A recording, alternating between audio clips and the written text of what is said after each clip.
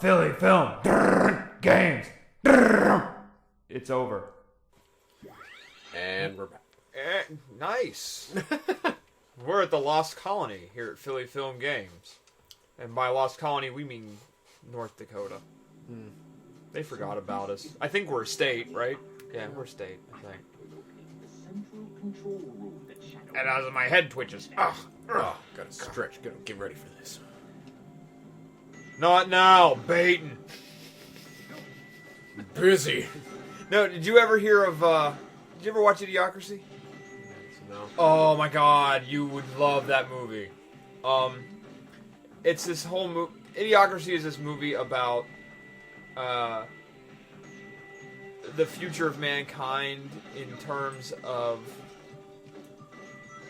like there's always been this issue about birth rates between people who are perceived as intelligent and people who are not. So when people who are professionals, like doctors, lawyers, and shit, don't nearly have the same number of children as most blue collar workers.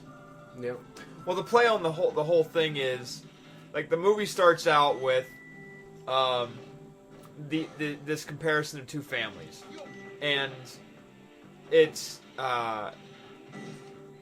these two people with like IQs of like over 130 or something outrageous, and they're like, oh, we love to have kids, but right now it's just not in the cards. We're more interested in getting our careers started and whatnot.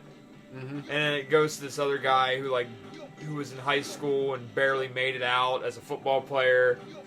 And he's like, at the end of the game, he's like, "Woo, I want to see with you and you and you and you." And then you just start to see his family tree grow, like all these girls or like all these children that he's having from like all these different women. And then it goes to 5 years later where the other couple's like, you know, we would have a baby right now, but the economy is just not advantageous to it, and like shit like that.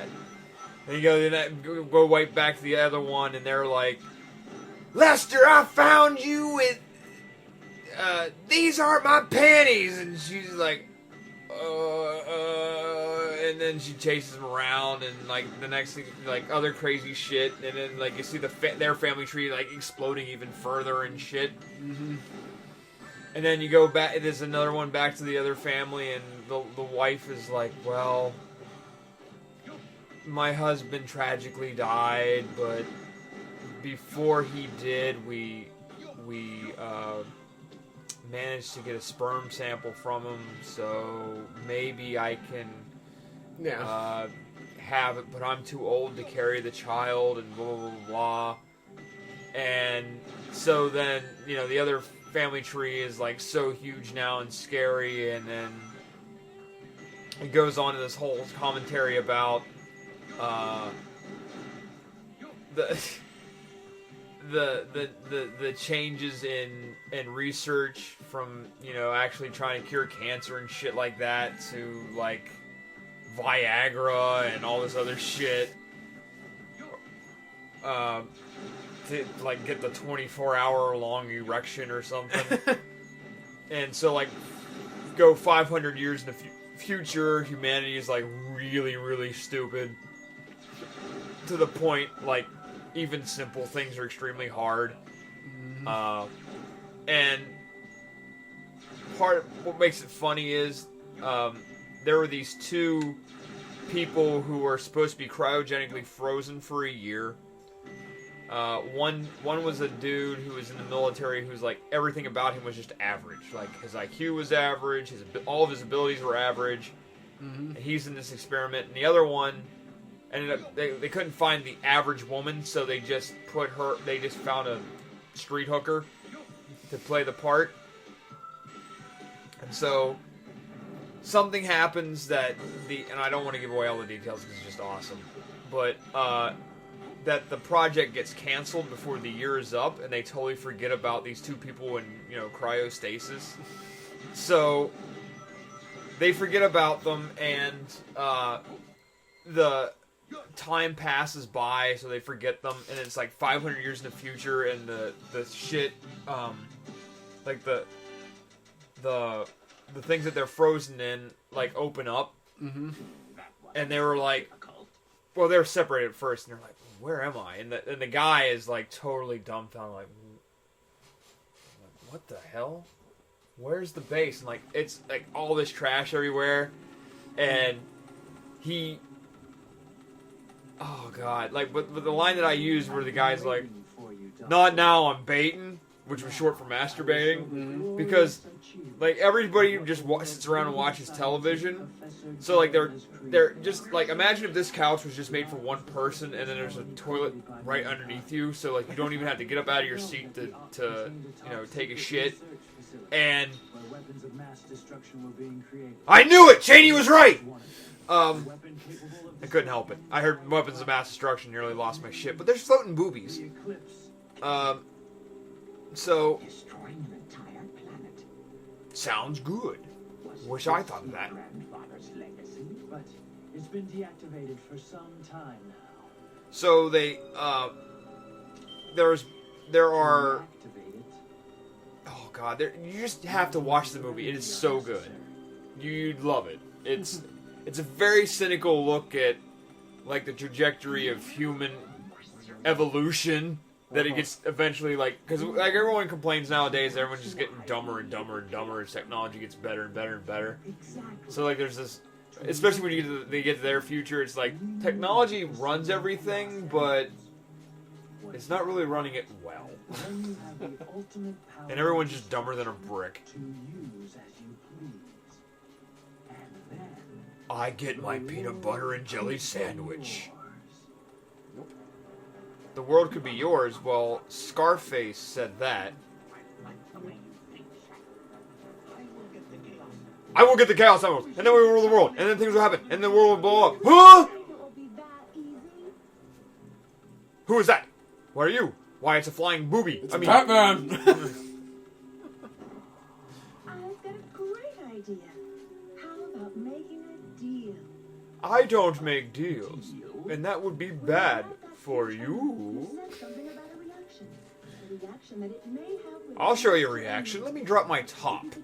I may be able to help you. What do you think? I do. What's in it for I me? have an idea where the other Chaos Emeralds may be. It's somewhere where you will never find, but I am a master surgeon, and I will find them, because I am good, because I am a roach bat, and I am a quality treasure hunter, and I can do all these things. Look, I already have one now. No, get Chim Chim. Okay then, it's a deal. I don't think we've been introduced. I'm Rouge the Bat, but you can call me Rouge. That's your name. Yeah. What the fuck? I'm pretty sure the Bat is not your last name. Yes. Yeah, I'm sure it's not Rouge, the middle name, Bat. Having to come back isn't my idea of a vacation. How can you be sure you're intelligent? Good thing I have my SUV tank here. My all-terrain tank. Yes. ATT. Well, believe what you want to believe. That's why I believe in the, microwave Santa Christ. Flying spaghetti monster. Yeah, there's a good one. The flying spaghetti monster. This is a joke. One of my friends, I have like these two friends that we're all really good friends just together. Yeah. And my one friend Travis, for Charlie's birthday, got him a card that he made. And he made it, and it was just when he opened it up, it was the picture of where like Adam and God are like touching. Yeah. Except instead of God, it's the flying spaghetti monster with a noodle. Nice. Flying spaghetti monster. It's beautiful. And on the 8th day, the flying spaghetti monster created lands. I hate Mondays. Rush into the military base. Rush. Sprint, Eggman. Oh, you can't. You're fat. Yeah. Rush into the military base and sing Tom Sawyer. Yes. Yes. Or Free Will. That's actually one I like better. Yeah, I'm that and Tom Sawyer's actually I think the song that I like best from Rush is what the fuck is the name of the title of it now? Subdivisions. That's like the one I really like. And it's like one that not too many people actually do like because it's not Tom Sawyer or the one you said. But yeah, for me, I like Subdivisions more than others. But Rush is one of those acquired tastes, I think. Like, you either love Rush or you hate Rush. Yeah, it's kind of a different... Just different music in general. Yeah. It's because they're Canadian, isn't it? Probably. Yeah. It probably is. Thinking of Canadian, whereas... Like, I'm not a real religious person, but I like VeggieTales. Uh-huh. I think it's just a hilarious TV show. Yeah.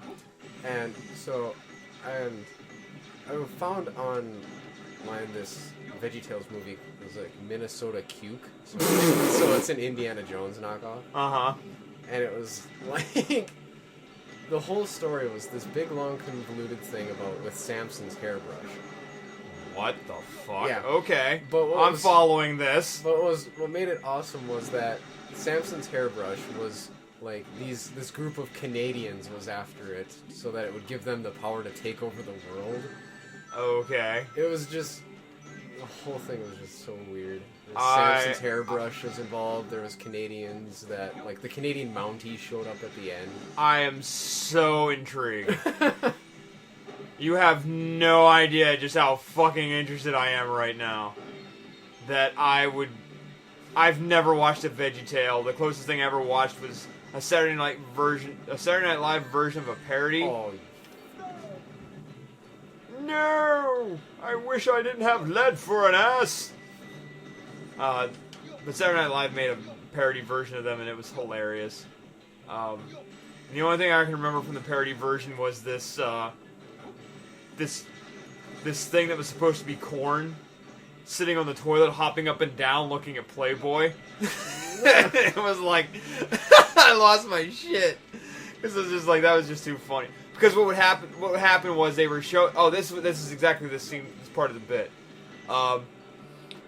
The corn is looking at a Playboy, or Play Care, or whatever the fuck it's called, their version of Playboy. Mm-hmm. Hopping up and down on the toilet, and next thing you know, there's a quick transition to it's being dipped into a black cauldron with like hot peppers. We're holding like pitchforks poking at it. Oh damn, that's high quality shit. Ugh. Minnesota Cukes. Minnesota Cuke.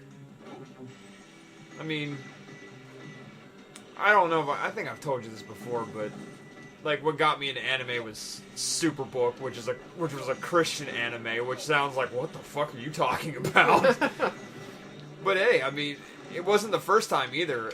Tezuka actually made Bible stories, and when he animated Noah, it's like, oh shit.